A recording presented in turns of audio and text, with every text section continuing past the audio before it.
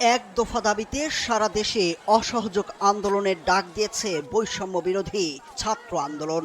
এদিন বেলা 11টায় রাজধানী সহ সারা দেশের গুরুত্বপূর্ণ পয়েন্টগুলোতে বিক্ষোভ ও গণসমাবেশ পালিত হবে। শনিবার দিবাগত মধ্যরাতে এক ফেসবুক পোস্টে এসব কথা জানান বৈষম্য বিরোধী ছাত্র আন্দোলনের সমন্বয়ক আসিফ মাহমুদ। তিনি জানান, এক দফা দাবিতে অসহযোগ আন্দোলনের পাশাপাশি রোববার বেলা 11টা থেকে রাজধানী সহ সারা দেশের গুরুত্বপূর্ণ পয়েন্টগুলোতে বিক্ষোভ ও গণসমাবেশ পালিত হবে।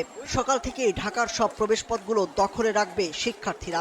সাধারণ জনতাকেও তারা তাদের সঙ্গে যোগ দেওয়ার আহ্বান জানান। তিনি আরও জানান, কেন্দ্রীয়ভাবে শাহবাগে বেলা 11টা থেকে বিক্ষোভ ও গণসমাবেশ অনুষ্ঠিত হবে। সর্বোচ্চ উপস্থিতি নিশ্চিতে সর্বস্তরে মানুষের সাহায্য চেয়েছেন তারা।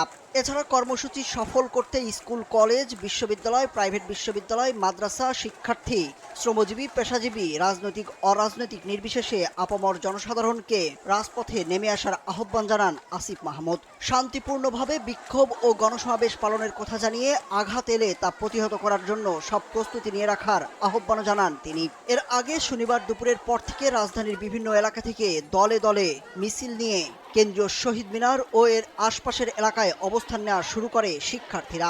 শিক্ষার্থীদের পাশাপাশি কোটা আন্দোলনের সমর্থনে অভিভাবক ও অনেক শ্রেণী পেশার মানুষও এতে অংশ নেন। এ সময় অনেকের হাতে বিভিন্ন স্লোগান সম্মিলিত প্লাকার্ড দেখা যায়।